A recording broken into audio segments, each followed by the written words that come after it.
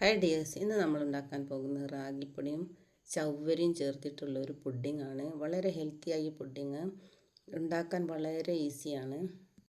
ജെലാറ്റിനോ China grass ഒന്നും ചേർക്കാതെ തന്നെ നമുക്കിതിങ്ങനെ മുറിച്ചെടുക്കുന്ന രീതിയിൽ ഉണ്ടാക്കാൻ കഴിയും. എങ്ങനെ ഉണ്ടാക്കാമെന്ന് നോക്കാം. അതിനുവേണ്ടി ഞാനിവിടെ 1 കപ്പ് ചവ്വരിയും 4 സ്പൂണ് പൊടിച്ചെടുത്ത റാഗിപ്പൊടിയും എടുത്തിട്ടുണ്ട്. നമുക്ക് ഈ ചവ്വരി ഒന്ന് നല്ല രീതിയിൽ കഴുകിയതിന് ശേഷം കുക്കറിലിട്ടൊന്ന് വേവിച്ചെടുക്കാം. ഇങ്ങനെ വേവിക്കുമ്പോൾ ചവ്വരിക്കിൽ കുറച്ചധികം വെള്ളം ചേർക്കണം. ഞാനിവിടെ 1 കപ്പിന് 3 കപ്പ് വെള്ളം ചേർത്തിട്ടുണ്ട്. ഇപ്പോൾ ഇതാ നമ്മുടെ ചവ്വരി ഏകദേശം വെന്ത് കഴിഞ്ഞിട്ടുണ്ട്. ഇനി കുറച്ച് നേരം ഒന്ന് അടച്ചു വെച്ചാൽ നല്ല രീതിയിൽ തന്നെ ഇത് വെന്ത് കിട്ടും.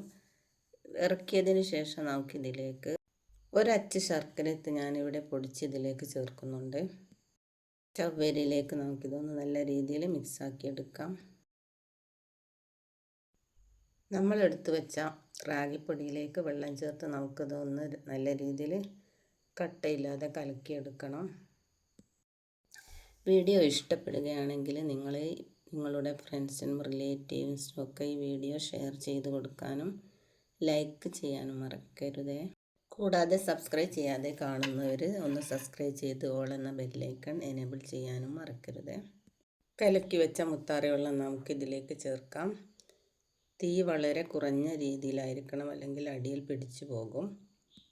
സാവധാനം ചെറിയ തീയിൽ നമുക്കിതൊന്നിങ്ങനെ ഇളക്കിക്കൊണ്ടിരിക്കാം.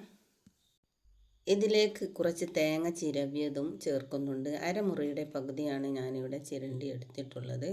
അത് നമുക്കിതിലേക്കിട്ട് ഒന്ന് യോജിപ്പിക്കാം. കൈയെടുക്കാതെ ഇളക്കിക്കൊണ്ടിരിക്കണം. ഇതിലേക്ക് കുറച്ച് ഉപ്പ്, ഒരു പൊടി ഉപ്പ് ചേർക്കാം. കുറച്ച് മാത്രം ചേർത്താൽ മതിയാകും. അതും ഇതിലേക്കൊന്ന് യോജിപ്പിച്ചെടുക്കാം. വെള്ളം തീരെ ഇതിലുണ്ടാകാത്ത വിധത്തിൽ നമുക്കിതൊന്ന് സാവധാനം ഇങ്ങനെ ചെറിയ തീയിൽ ഇളക്കിക്കൊണ്ടിരിക്കണം. കാൽസ്യവും അയണും ഒക്കെ ധാരാളം അടങ്ങിയിട്ടുള്ള ഈ റാഗിപ്പൊടി കൊണ്ട് നമ്മൾ ഉണ്ടാക്കുന്ന പുഡിംഗ് വളരെ ടേസ്റ്റിയാണ്.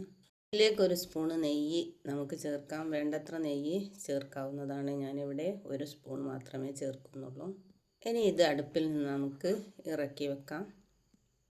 കുറച്ച് ചൂട് തണിയട്ടെ. അതിനുശേഷം നമുക്കിതിലേക്ക് കുറച്ച് പൊരി ഞാനിവിടെ ചേർക്കുന്നുണ്ട്. അരിയുടെ പൊരിയാണിത്. ഇതിലേക്ക് ആഡ് ചെയ്യാം. ഇത് തികച്ചും ഓപ്ഷണലാണ്. ഉണ്ടെങ്കിലും വേണമെങ്കിലും മാത്രം ചേർത്താൽ മതിയാകും. ഇനി നമുക്കിതൊരു പുഡിങ്ങിൻ്റെ ട്രേ എടുത്ത് അതിൽ കുറച്ച് നെയ്യ് പുരട്ടി നമുക്കിതൊന്ന് ഇതിലേക്ക് സെറ്റ് ചെയ്യാം. അതിനായി ഞാനിന്നിവിടെ എടുത്തിട്ടുള്ളത് ഒരു ഗ്ലാസ് ട്രേ ആണ്. ഏത് വേണമെങ്കിലും എടുക്കാം. അലൂമിനിയം വേണമെങ്കിലും ഏത് ടൈപ്പിലുള്ളതും എടുത്ത് നമ്മുടെ വീട്ടിലുള്ളത് എടുത്താൽ മതിയാകും. നമുക്കിത് ഇതിലേക്കിട്ട് ഒന്ന് മിനുസപ്പെടുത്തി കൊടുക്കാം. ആ സ്പൂണ് കൊണ്ട് നമുക്ക് ഇതിൻ്റെ മുകളിലൊന്നിങ്ങനെ ചെറിയ രീതിയിൽ അമർത്തി കൊടുക്കാം. വളരെ ഹെൽത്തിയാണിത്. കാരണം നമ്മളിതിൽ അധികം വെളിച്ചെണ്ണയോ നെയ്യോ ഒന്നും ചേർത്തിട്ടില്ല. കൂടാതെ ചൈന ഗ്രാസോ മറ്റ് കട്ടി കൂടാൻ ചേർക്കുന്ന ഒന്നും തന്നെ നമ്മളിതിൽ ചേർത്തിട്ടില്ല. എല്ലാവരും ഈ ഹെൽത്തിയായ പുഡിംഗ് ഒന്ന് ഉണ്ടാക്കി നോക്കി ഫീഡ്ബാക്ക് അറിയിക്കണേ. ഇപ്പോൾ ഏകദേശം ചൂടാറിക്കൊണ്ടിരിക്കുന്നു. ഇനി ഇതിൻ്റെ മുകളിലേക്ക് നമുക്ക് കുറച്ച് അണ്ടിപ്പരിപ്പും കടലപ്പൊട്ടും ഒക്കെ ചേർത്ത് കൊടുക്കാം. ഇതും തികച്ചും ഓപ്ഷണലാണ്. വേണമെങ്കിലും ഉണ്ടെങ്കിലും മാത്രം ചേർത്താൽ മതിയാകും. കുറച്ച് അരിയുടെ പൊരിയും കൂടി ഞാൻ ഇതിൻ്റെ മുകളിലേക്ക് ഇട്ട് കൊടുത്തിട്ടുണ്ട്. ഇത്രയും ഈസി ആയിട്ടും വളരെ ഹെൽത്തിയോടും ഉണ്ടാക്കാൻ പറ്റിയൊരു പുഡിങ്ങാണിത്. കുട്ടികൾക്കൊക്കെ കൊടുക്കാൻ പറ്റിയൊരു ഈസി പുഡിങ്ങാണിത്. ഇത് ഫ്രിഡ്ജിൽ വെച്ച് തണുപ്പിക്കേണ്ടതില്ല. അല്ലാതെ തന്നെ ഇത് സെറ്റായി കിട്ടും. ഇറക്കി വെച്ചതിന് ശേഷം ഒരു 10 മിനിറ്റ് നമുക്ക് റെസ്റ്റ് ചെയ്യാൻ വെച്ചാൽ ഇത് ഇങ്ങനെ ആയി കിട്ടും. നമുക്കിതിൻ്റെ ഓരോ കഷ്ണങ്ങളെടുത്ത് ഒന്ന് ടേസ്റ്റ് ചെയ്ത് നോക്കാം. ഒരു രക്ഷയുമില്ലാത്ത രുചിയുമാണ് ഇതിന്. ഇത് കണ്ടുകൊണ്ടിരിക്കുന്ന എല്ലാവർക്കും താങ്ക് യു ഫോർ വാച്ചിങ്.